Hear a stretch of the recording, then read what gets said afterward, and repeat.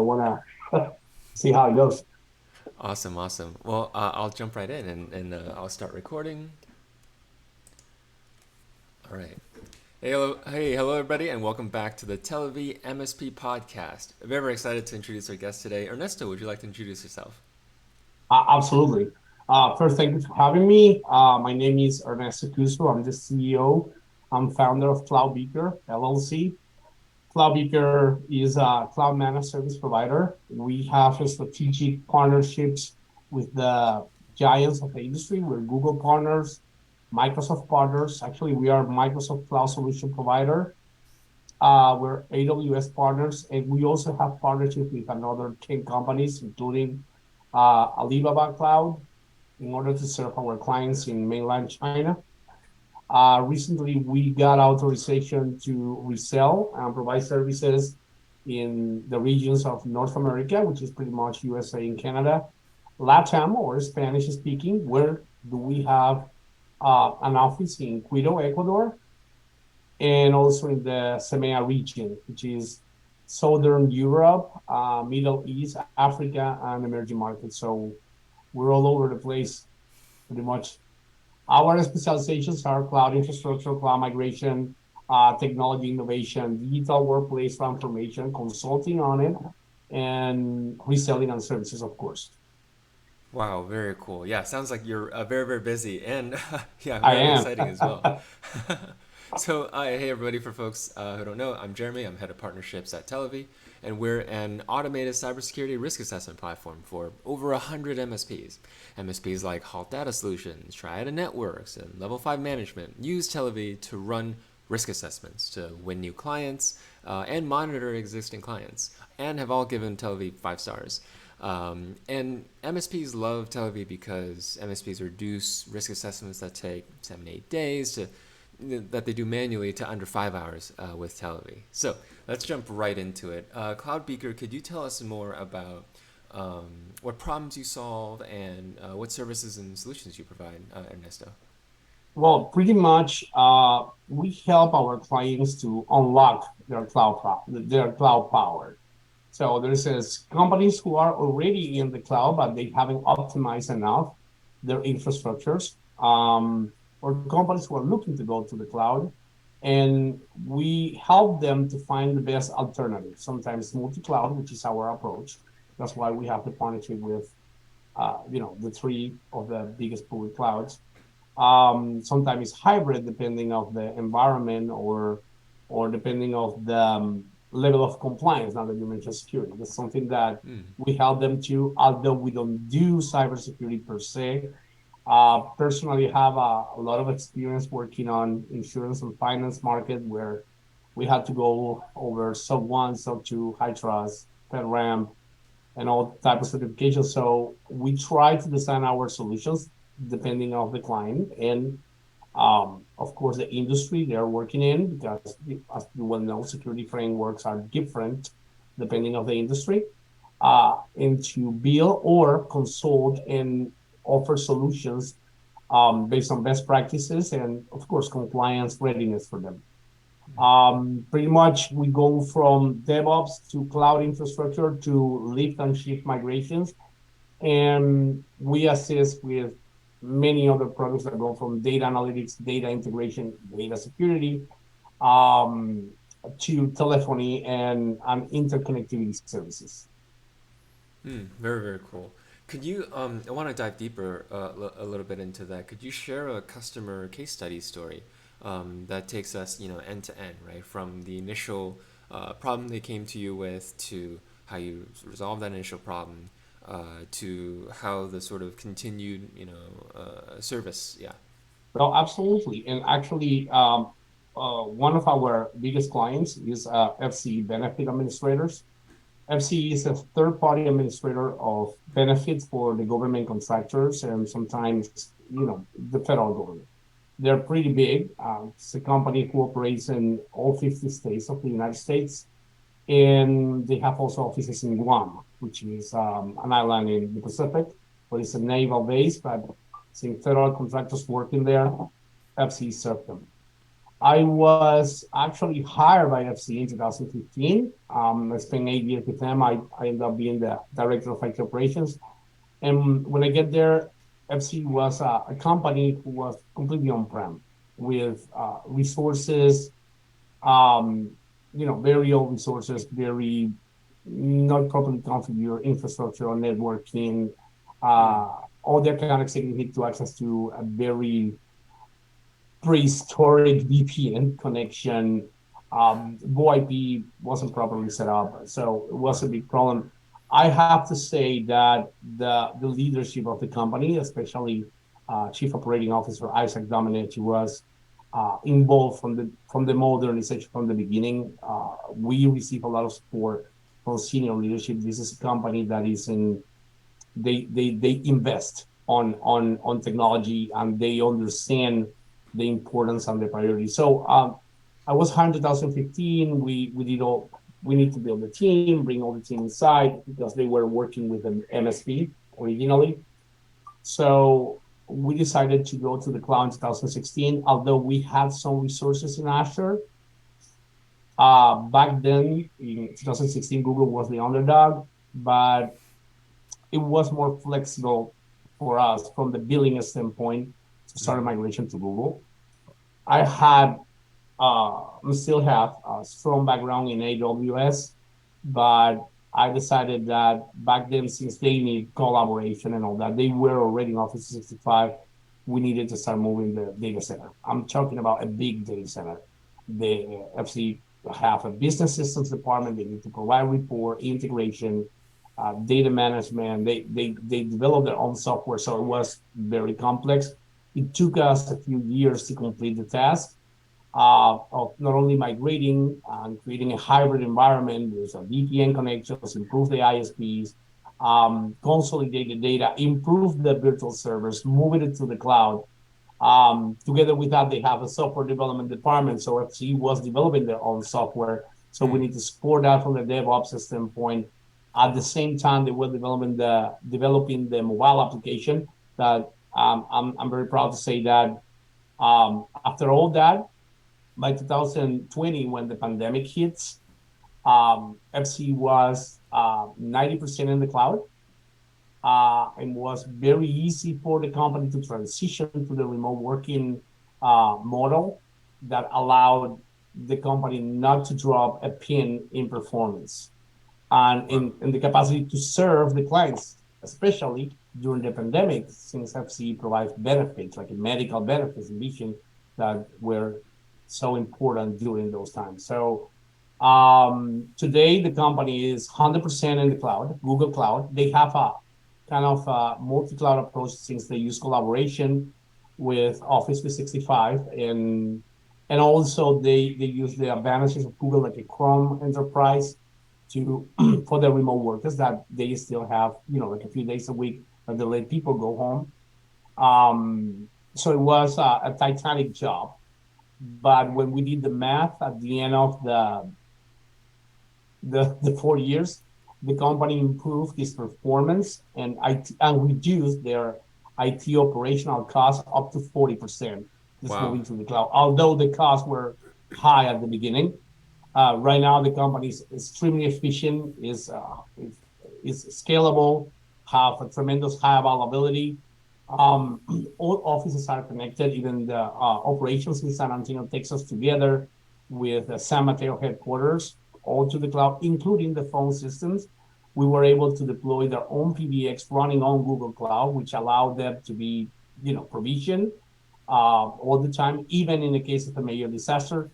Also, the customer service department, they have a customer service department, can operate remotely if necessary. So the clients and members cannot lose a call. So I believe that we're in the top of excellence. Because of that, the Mm-hmm. company is high trust certified, is so one, so two compliance, high trust certified, and I believe that we're looking for CMMC certification too, which is more government. So this Wow. is our major case study.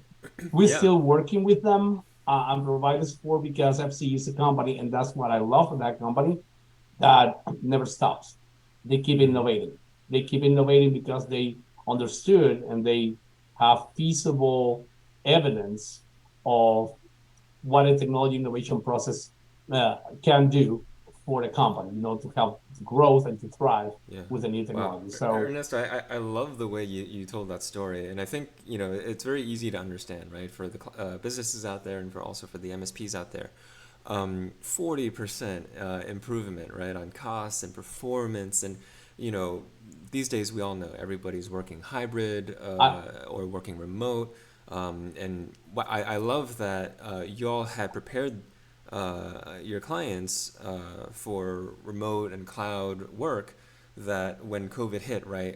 Wow, not didn't drop a that pin was a in performance. challenge. That That's was it's a big challenge, especially at the very beginning. impressive. Yeah, The absolutely. company, do you remember the beginnings of COVID? Like Yep. somebody had a case in the building, they closed down the whole Yep. building. Yeah, everybody was So scrambling, right? Nobody had laptops or like internet VPN access, right? it Just was complicated for chaos. many companies. Other companies Yeah. suffered tremendously, especially the ones who were using VPN Mm-hmm, versus mm-hmm. their on-prem locations.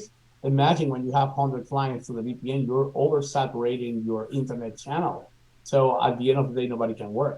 Yep. That changed tremendously when you're in the cloud, since all the cloud public providers like Google or Amazon or Azure have, well, I don't want to say unlimited because that's not Mm-hmm. true, but They they could have scale.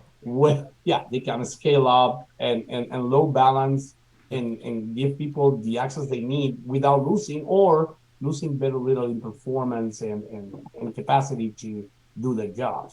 You just That's need to have the infrastructure and policies and processes in place for that to work effectively, yeah. right? Is a challenge to manage a workforce remotely. Cloud Beaker is pretty much all remotely, so we got people all over the place. We got engineers in Pakistan, here in the States, in Wow. Austin, Awesome. in Florida. We got a sales team that is working in Philippines, and we got another one in Wow. Latam. So uh, the lessons learned from that process, especially for me, I've been in IT operation for over 20 years, Mm-hmm. more than 17 on senior leadership roles. So I know my ways, but this part was a big challenge, and I Mm. appreciate. I don't want to take the credit to myself or to my company of what we technologically achieved with FC. I want to give more credit to the senior leadership, especially to the CEO Steve Porter and to the COO, my friend and brother Isaac Dominich, who have the vision and they support these efforts tremendously in order to keep the company running and to be efficient and to serve better their members. And I want to learn more about your team and also yeah, just your whole 20-year story as well, in a little bit later. But for now, I'm curious to dive in a little bit more about your customers. So you mentioned the government customers. Are there multiple industries that you all work with? I remember you mentioned finance really early as well. Yes. And how big are these companies, right? You're talking hybrid, remote, right? Using Google Cloud, and is this hundreds of employees? Is this 100? Is this 50? Is this? We can scale up. Actually, we do go from SMB to enterprise. We Mm, don't have a limit because remember our backend is going to be either Google or Amazon or Azure, so they can support that. mm-hmm. The way Cloud Beacon works is we have our internal resources. So especially me, I'm first and foremost an engineer, Mm-hmm. right? Yep. I'm a CEO because well, I founded the company, I used my own money to start getting the things. But all my allies, my chief revenue officer Joe Wilson, my CTO Joe Dallin, and all the engineers that work with me here in the States, it's people who've been working with me in the past, people Mm-hmm. that we know and they have over 25 combined experience in this field, in doing the job. I'm an engineer, like I said, and and I was very picky in the way I wanted to structure the company to serve clients. I was working for an strategic partner till January 2023, and I'm going to say the name. I believe it's not important now. The way others were doing business, I didn't appreciate it, and maybe it's because I've been on both sides of the aisle. I've been a director of Yeah. IT, CTO, where vendors come to me to offer me services, Mm-hmm. Mm-hmm. and I know what I want, and I know what makes sense to me. Mm. And I've been also on the other side trying to sell to this type of executive. Yeah. We decided with the team that we're going to have a different approach. Our approach is no long-term commitment. So I don't make anybody to sign a long-term contract, not even for a year. With us, it's month to month. And if Mm. you're not happy with the service we're providing to you, you can terminate the relationship, no strings attached, no hard feelings. We like to call ourselves uh, first and foremost a consulting company. So I'm not trying to sell you either Google or Microsoft or AWS. We Right. use that as a complement to our services. Yeah. So we offer free assessments. So we go to your company. We got a lot of experts. We talk to your team. We understand first. We understand what is your struggle. Where are you getting struggle? Go ahead. I'm So sorry. Ernesto, that's a perfect segue into what I want to talk about next. So you're talking about your process into meeting new clients, what that customer experience is like, right? When you first get to know each other, talk. You mentioned an assessment. So more broadly, can you share with us your sales process from, how do you meet new clients to what's that initial demo or assessment? I'd love to hear a breakdown of that as well. Your pitch proposal, does it happen a month later? Right. Your to deal one to like continuous monitoring, you mentioned month over month, managed service to upgrades, how does it work? How does your Well, process work? yeah, that's the challenging part. Pretty much. Well, we use, of course, also software to get the leads and all that, and we got a sales team who take the time to make the calls and call email and all that. When we Mm. reach a client, and this is the response we get 90% of the time. Oh, we're already in the cloud. Oh no, we already got a company with those guys. So my pitch is just bring the client to the table. So tell me, okay, that's fine.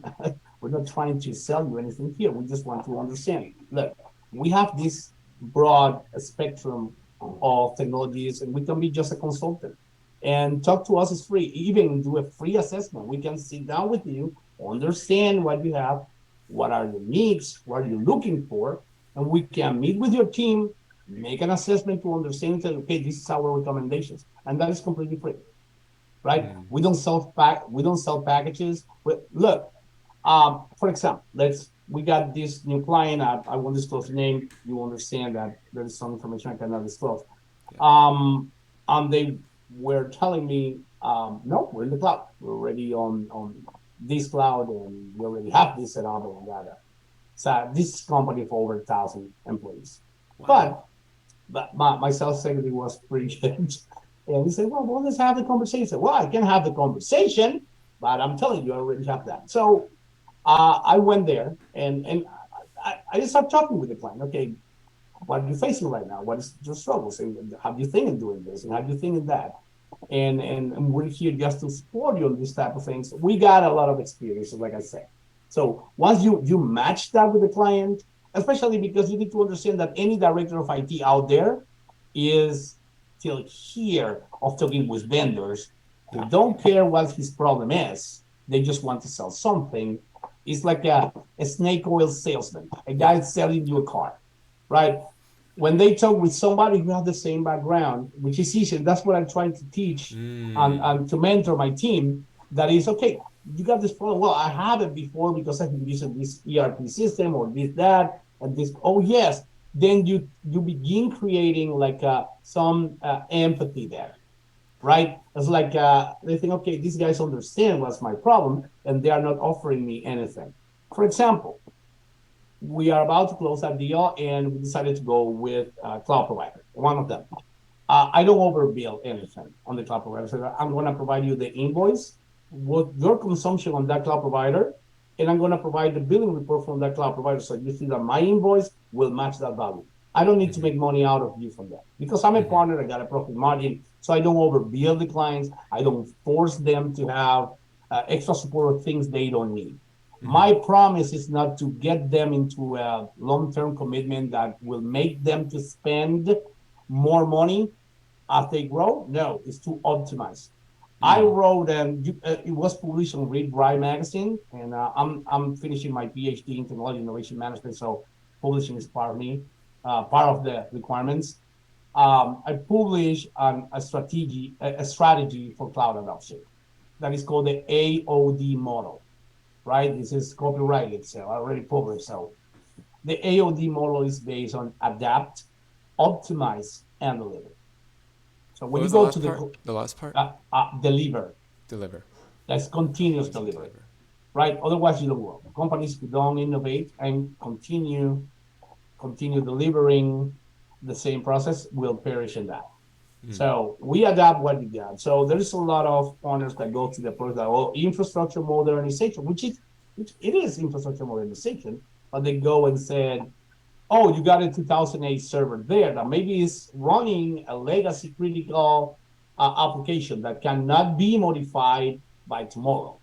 But the client wants to go to, oh, that's not support, I cannot do it. No, I don't use that approach. That's why we're gonna get that server, just to give you some technical things. I don't want to get too technical. We're gonna nest it, virtualize on the provider, and we're gonna put it to work in there. Once first we're gonna adapt it, we're gonna put it in the cloud, and then we're gonna optimize that. But we're not going to disrupt your productivity or your production, and we're Yep. gonna do everything in parallel. What people don't understand is, and maybe it's wrong for me to say it this way, but I've been very frustrated in the past, is that there is no voodoo or magic behind a cloud platform. All right.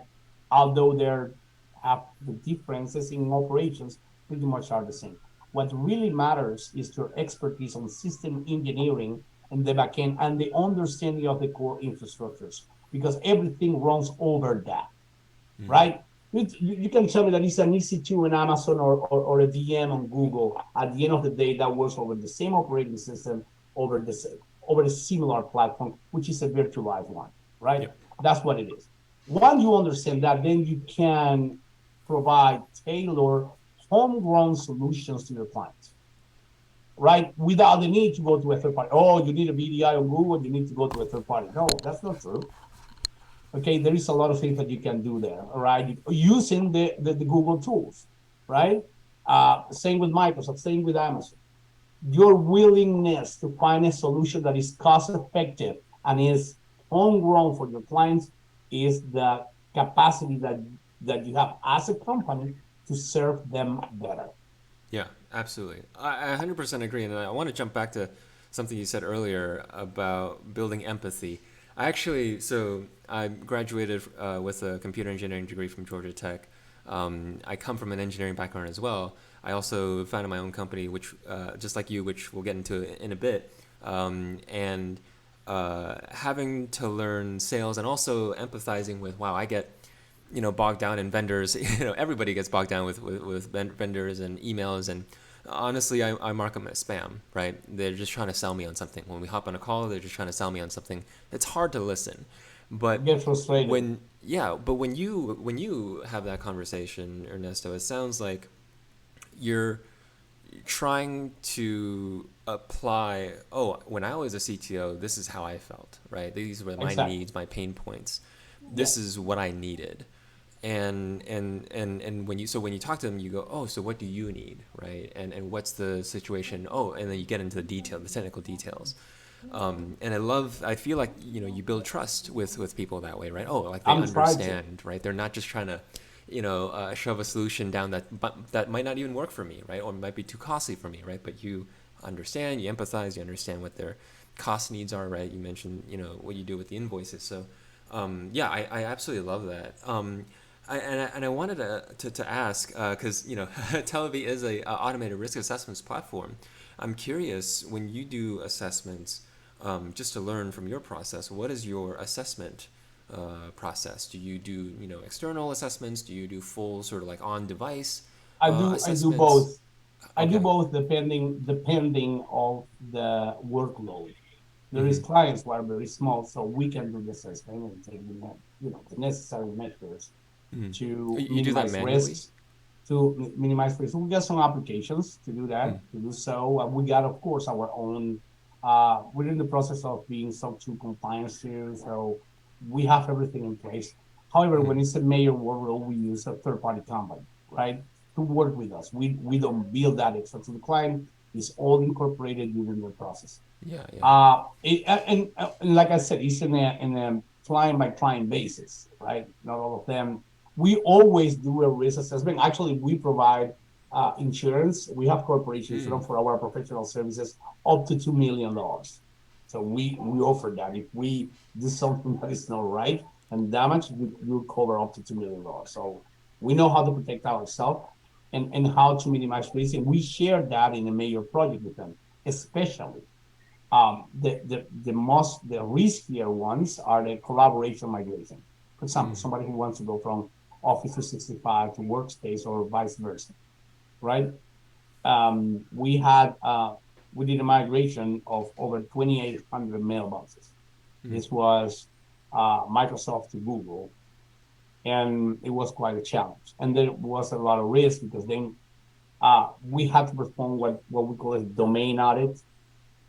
So we can identify which is what is a compromised account that they had to, compromise accounts, but it's and take measures during the Mm-hmm. migration. So it wasn't just like the standard process that click next and start migrating things. We have to go in it's like a bunch by bunch basics to analyze that, and we got a method for that. But in the big cases, yes, we use third party company.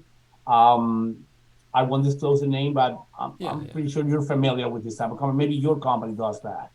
Mm-hmm. So It's interesting how you provide insurance as well. And actually, the founding story of Telivy, our founders originally started Telivy as a cyber insurance company. And then as they were talking to clients, they're like, no, actually, our clients need risk assessments, right? And I'd love to understand. So risk assessment is part of your sales process to win the client, right? Is part of the education and also the precursor to the solution, right? Oh, you got to understand what the risks are before you start solving them or go, oh, this is what we can do for you. And just for, because not every MSP may understand the difference between risk assessments or even how to use risk assessments in sales. I guess from your perspective, why is that important? Why do you have that piece in your sales process? well, it's actually it's extremely important, and sometimes it's not even on the sales process; it's internally. So I won't jump into any project, no matter how small it might be, without running a risk assessment because we need to understand. Remember, we're working with clients' data, and Mm-hmm. that data is sensitive. And if you damage, because you didn't take the proper measures, and you make a mistake with a client, that is fatal for any Right. company. You're going to lose credibility. You're going to lose a lot of things, regardless if you have insurance or not. So for me, risk assessment is priority.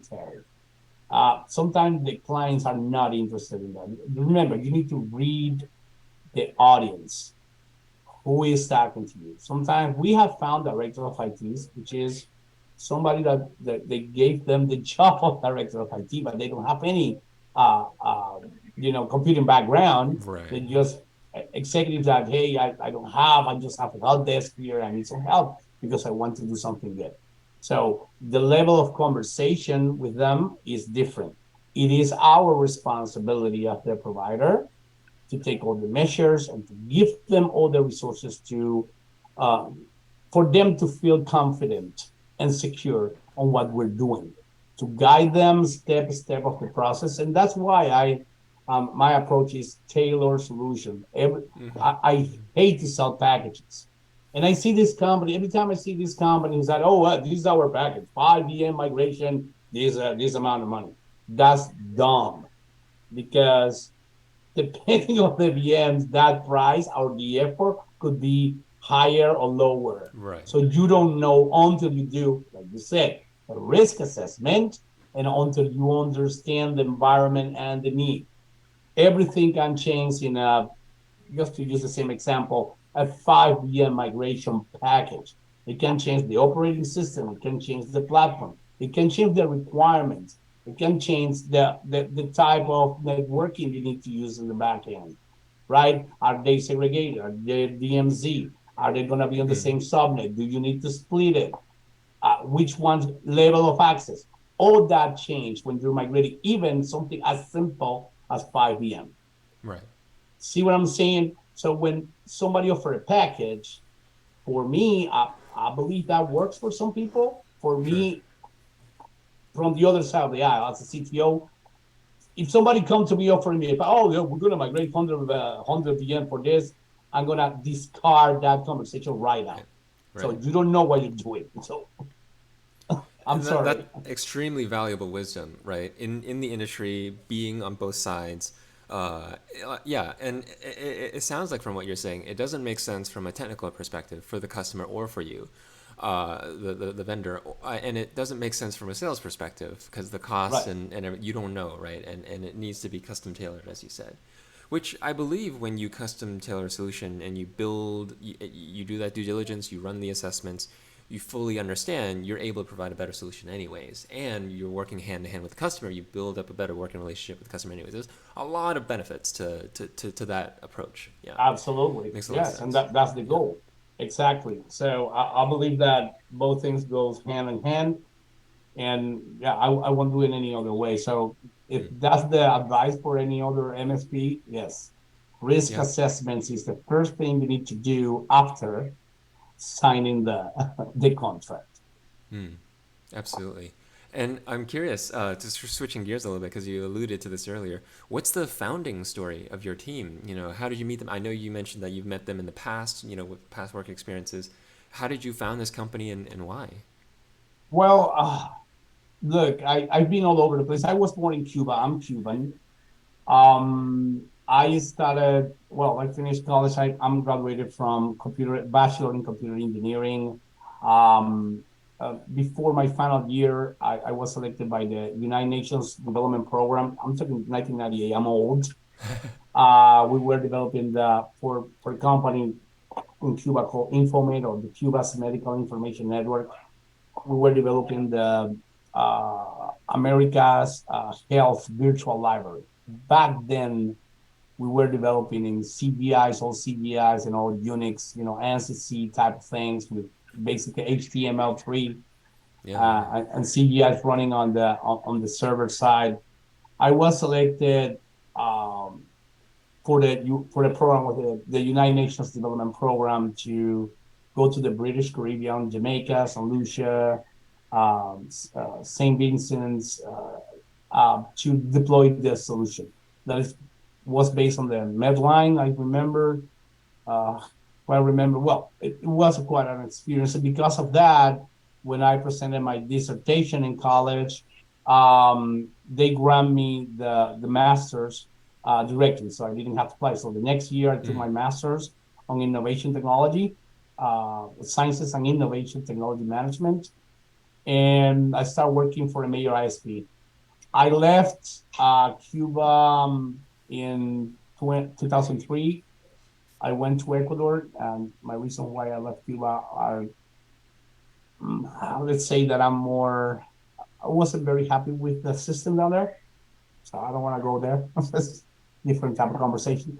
Mm-hmm. So I went to Ecuador, and with a lot of struggles, I became director of engineering for a major ISP. I started working on ISPs. Then I changed to satellite. I've been doing a lot of things. Um, I got married at 34 and have my older daughter down there in 2014. I'm sorry. Yes, 2014. I was the CTO for an FTC group, which is a multi-corporate company that was a consulting MSP and internet service provider, Oh wow. corporate and residential. Yeah, we did very good deals in there. So I remember. I decided to come to the States for a personal reason. With my older daughter have Turner syndrome. I thought it wasn't the right place to, and I decided, even when we had a good life, to come down here. Came in 2014.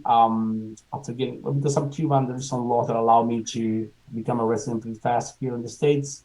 I got my first job at FCE in 2015. I was with them till 2021 when I went to work for Google strategic partner as practice lead of the Google Cloud. And in 2023, I decided that enough is enough. So I want to do something on my own. And I got my friends and some of the clients, the people I know, they say, why don't you open your own company? Why don't you do this? I was very frustrated in my past position Mm. because I didn't like the sales process. I didn't like the approach to clients. Uh, um, and I know that everyone has a different opinion. To me, this is not what the clients need. This is not the best way of helping people. I understand we have a business. We want to make money, but I feel better if I make money serving others when it's a win-win situation, Yep. right? When it makes sense to you and it makes sense to me, and I'm providing some value besides a monthly invoice because I got you hooked up for the 1, 2, 3 years contract, that makes total no sense. And when I'm not trying to save you, but to spend more. So I decided that, okay, I already achieved the highlights in my career as a professional. I'm finishing my PhD, which is my highlights as an academic.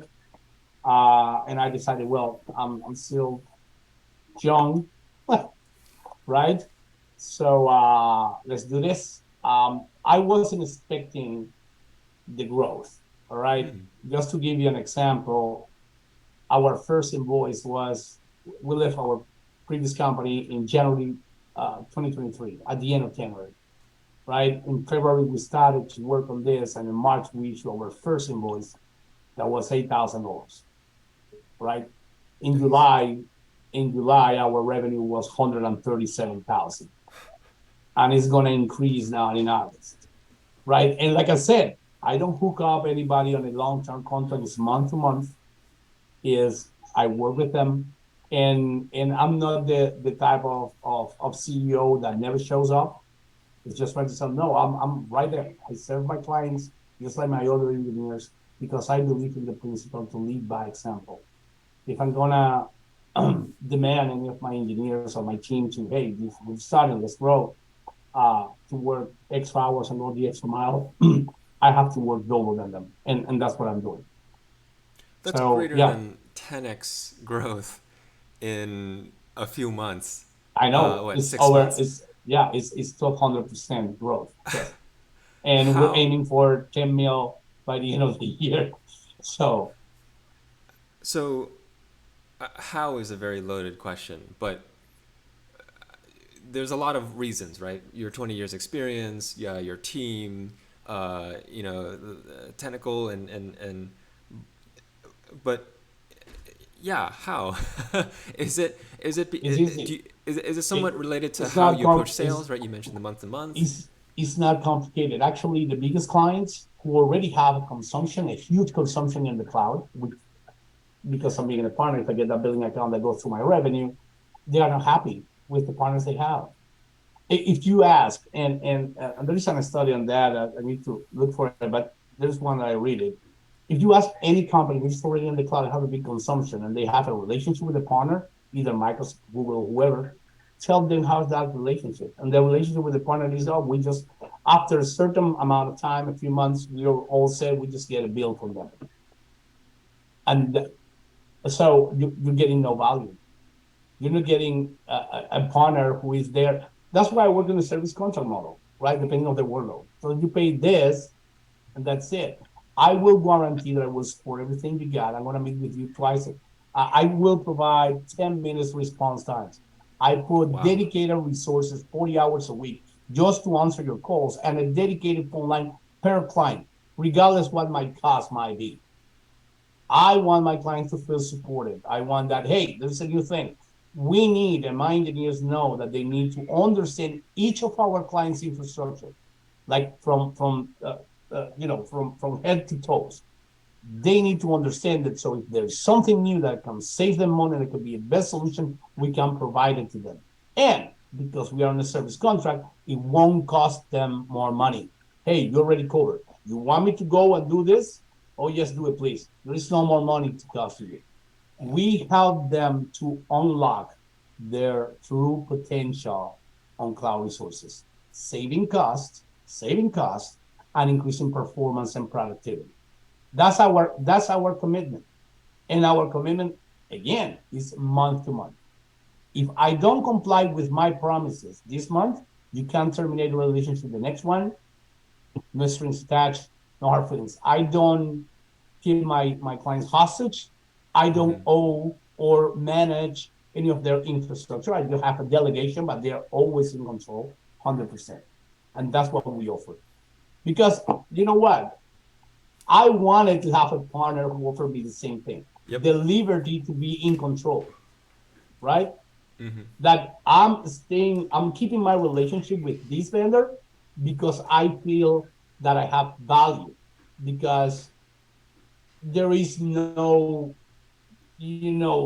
like other commitments in there. It's like Yeah. okay, let's work together because we want to, because we provide value to each other.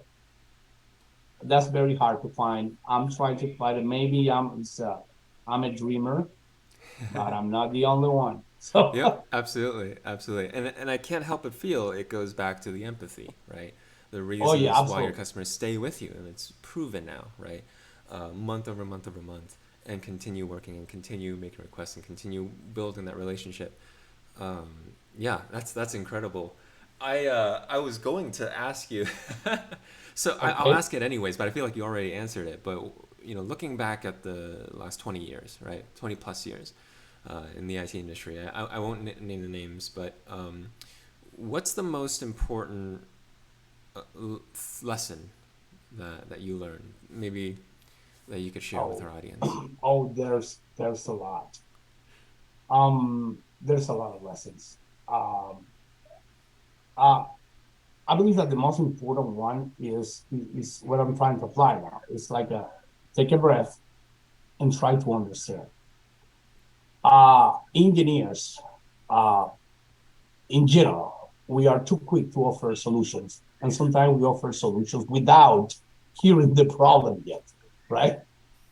Um, because I had to be in a leadership position with uh, I learned, and I had a lot of mentors, people that I look up to that helped me with this. I got a good personality, so people follow me, and I'm a public speaker, right? So I can lead teams, but there was that piece that I lacked, and I believe I still do. I still lack, which is the patience. It's like a listening and try to understand 100% what the problem is. Because sometimes I see something and I say, okay, this is the solution, but I Yep. don't understand that, there is more than one way to skin a cat, right? Especially in IT. So Mm-hmm. what for you is the fastest and the best, not always is what the client requires. Sometimes you need to take a break and find an alternative, a workaround in order to see the bigger picture. That patience, that capacity to understand is my biggest lesson. Okay. I believe I'm a better professional and a better engineer and a better leader because although I still have to work on it, but now I take the time to explain things in details and to listen. The need, not only for the client, I'm talking about from the leadership standpoint, to understand the needs of my own team or the company I'm working for. So I've been in corporate for 20 years. So pretty much we complain about all the departments. They don't know what they're talking about. These people don't know how to upload this, Yeah. Yeah. right? This guy don't know how to use the goddamn phone. But we are not positioning ourselves Right. into the customer shoes, right? Yeah. Yeah. I believe that I learned, and that's the biggest lesson, to understand the problem from the customer or the user perspective. That gives me situational awareness is super important. Understand what is around you. It's a military term. Situational awareness, self-awareness, and sense of urgency. That's it. I believe the three more important things, or the four more important things to be effective as an IT leader or as an engineer. Same thing. Wow. Uh, That's incredible. I think it's very wise of you to be mindful and self-aware of all these things, right? And how you were Oh, I explaining it learned. and being self-critical and reflecting and realize these things. I think it all makes sense. It ties back to the empathy. It ties back to custom tailoring your solutions with your customers. It all connects. I think. So I have just a few last questions just for fun for me because I found Absolutely, these go things. home. I just you're a very interesting individual. You have a I doctor, appreciate that. of course, a doctor of philosophy, Almost. almost I'm writing. philosophy. Yeah, PhD. Yes, Tell us yes. about that. IT Um, engineering and then philosophy. yeah, but it's a PhD in technology innovation management with a major in IT project management. Oh, Yes, I okay, started in okay. 2020. I started in 2020. I already got a master's degree. I'm a master in sciences and innovation management. So this is something that I'm passionate about, and I've been working on it. I've been a professor in a university in Ecuador in the past. So uh, I believe that at one point in our lives, especially for us who are very technical people, uh, we reached that point. Maybe it's because I'm in the middle age crisis right now, but we reached that point where we need to mentor and to train others, which it is important. Okay, to share the Yeah. knowledge. I'm sorry, apologize about that. I'm a firm believer that a shared knowledge is way more beneficial for mankind. Maybe this is an idealism of You're a mine, dreamer. but I might be. But I believe that that's what allows future generations to grow, right? Because I remember when I was 20 years old, I thought I was a know-it-all. I know everything. And it wasn't like that. So you learn every day, and the capacity to share that knowledge is important. That's why, well, actually, I started my PhD. I didn't have the need. I just started the PhD to because my older daughter didn't want to go to school. Well, I don't have to go to school. So, well, I don't have to go to school. I'm going to start school again. So I've been doing it for the last 2 years. I already finished my course. I'm very proud of my 3.68 GPA. And I'm writing the dissertation right now, so I should be defending my dissertation. All goes well in October this year, so in a couple of months, and then I'm gonna be a PhD. So yes, I'm gonna put a LinkedIn, Doctor Yep, Ernesto. yep. We got to have you back when you're Dr. Couso. There you go. There That you go. wow. And no, I wanted to write too. So I started publishing things in good magazines. So Read Write, which is a 5 million user magazine in gave me the opportunity to contribute with articles. Of course, you write the article, you need to submit it to an editor that have to be reviewed by your peers and all that in order to be published. But so far they published one, which is about the AOD model, Mm. and I'm trying to share that knowledge. If you go to the cloudbeaker.com website, the blog have a lot of publications that I try to, as much as I can, when I can find the time, to write something and put in there to give visibility to people. And I share all over. Okay, this is what I think. This is my point of view. This is free knowledge for everybody. Mm. Um, I'm not in the somebody told me, why don't you write a book and you can sell it and make money? I don't think that's a good way to spend my brains. So Mm. Mm. Wow. Um, this is my last official question. I think everybody has a story and why they are who they are. You know, today you've talked about how you approach IT and customers. You know, I forgot the first letter, but optimize and deliver, right? Right? Adopt. That was it. optimize, and deliver. Right? You custom tailor your solutions. You're empathetic to the customer. You do things that make sense technologically, right? You don't bind people in contracts. You also are sharing your knowledge and teaching and passing on your wisdom and what you know. Uh, these are very interesting qualities once you put them all into one single person. I'm curious. You mentioned earlier that you started out in Cuba and you went to Ecuador and now you're in Texas. I'm just curious to scratch this, just even the surface of where this all comes from. Yeah. I believe that, and that's a very good question. So it's not about knowledge. It's not about the capacity. I know people with a GED who are the best. a senior executive you can know. It's not about that. I believe that people can sell. I have a friend of mine who have no degree and they're brilliant. I believe that the foundations of who you are as a person, it comes from, well, many different places. Family, um, culture, you know. I was born in Cuba. I didn't have, they sent me to a boarding school when I was 14, and then I have to go to the military, which is mandatory. So it gives me a different type of structure, like always keep pushing, always keep working, always keep moving forward, because that's the only thing that's gonna take you ahead. All right. If you want to survive, in my case, survive, or if you want to make something of yourself, you need to keep pushing, pushing, pushing. Never retreat, never surrender, and that is a strong will. I was born in the 70s, so my parents, my grandparents have very strong conservative principles, like, and that I not necessarily agree with all of them, but at least was the foundation. I believe that sadly, um,